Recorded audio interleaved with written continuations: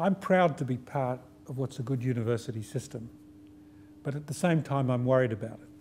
And I'm worried about it because there are ticking time bombs that, if we don't deal with them, are going to make it not a great system, but a seriously impaired system. It's like a jigsaw where the pieces don't fit together. We have one system for allocating places and another for allocating capital. We have one system for allocating research funds and another system for allocating capital, so that we can win a research grant which will require us to have 100 or more researchers in place but not get the funds for a building to put them in. We can win additional places, as we did in medicine, but not get the funds for a laboratory. And we have a series of incentives, some of which might make sense from a national interest point of view, but many of which are perverse. The first perverse incentive is the incentive to grow at all costs, whether or not that is in areas that are national priorities, whether or not that's in the areas that are most critical to the growth of our industries or our cities. For example, if we're going to over-enrol, which we sometimes need to do for growth, we'll over-enrol where the HECS is highest, and that would be business or law and not engineering, where the need may be greatest. Second thing is, we have an incentive to grow at the same time as we see our capital plant decaying. Funds will be available for new buildings, so get something new up, but funds aren't available to fix the capital stock that's already in place. So grow in decaying facilities. Another example is in the support of PhDs. We know that we have an urgent need for PhDs. We produce less per capita than most of the other countries with whom we compete, and we have an ageing workforce. And we're currently getting less to complete a PhD in some areas than a school gets to complete a high school student. The stability of our funding base has changed dramatically, and we are now very like the mining industry, where if the exchange rate changes, the ability of our universities to attract the foreign students that are absolutely vital is going to be severely affected.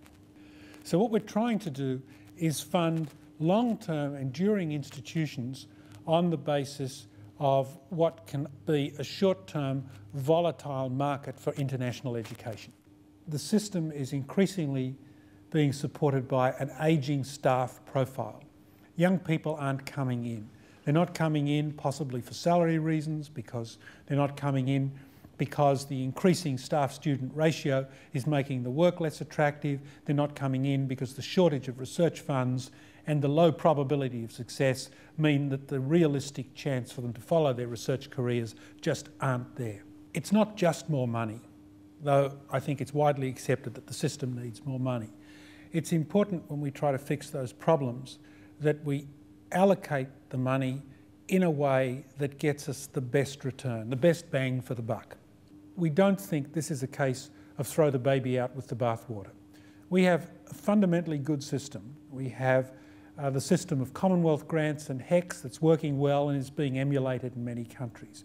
We have competitive research funding, which is a good thing to have, and we now have an education investment fund, which hopefully will alleviate capital shortages.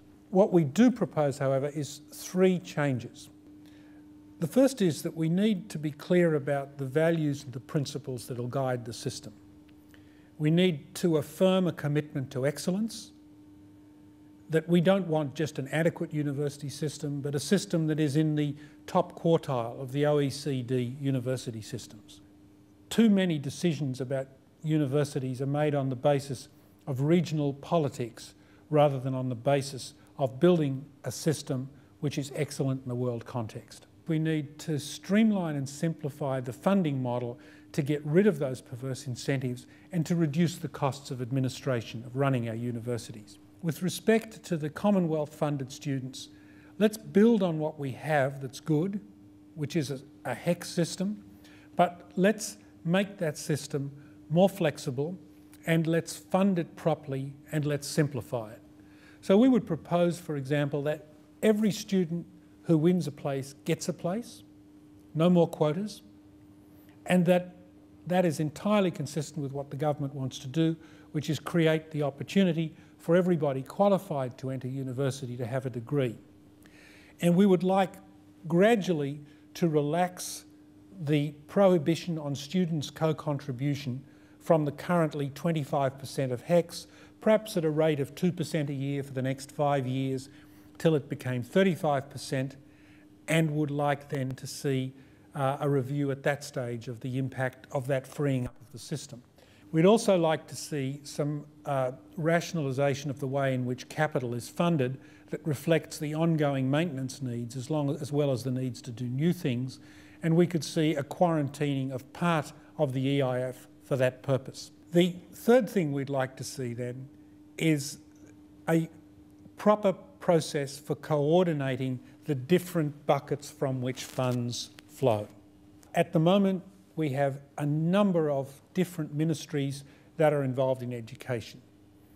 And the only coordinating mechanism is the Cabinet.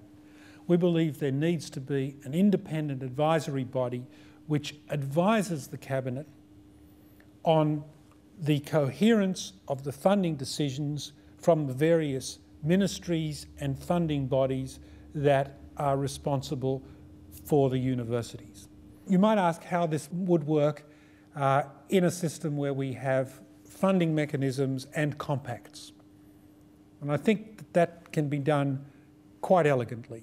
I think the funding with respect to students comes from a funding mechanism and a formula. The funding with respect to research comes on the basis of success in winning competitive research grants with overheads properly compensated for. And then the compact would deal with three things. The compact would deal with social inclusion, the compact would deal with third stream issues, and the compact would deal with areas where universities want to take risks, do risky things, do innovative things that the government is prepared to fund and for which they don't have the capital base. We've got a great opportunity. We have a great opportunity to make sure that there are enough scientists to help us get through climate change, that there are enough engineers to put those ideas into practice and build the facilities we need, that there are enough doctors to deal with the ageing population, that there are enough teachers, that there are enough nurses, that there are enough people to create the finance centres that are going to be important engines of our economy. We shouldn't blow this opportunity. We should get the basis of the funding system right.